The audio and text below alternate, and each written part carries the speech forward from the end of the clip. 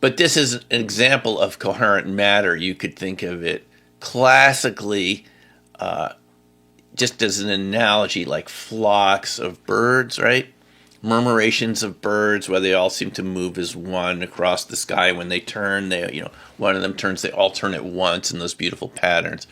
Or schools of fish. And this is talked about in the Lockheed Martin patent on how to make coherent matter wave beams, which Lockheed Martin in this patent from a few years ago said they could create coherent matter.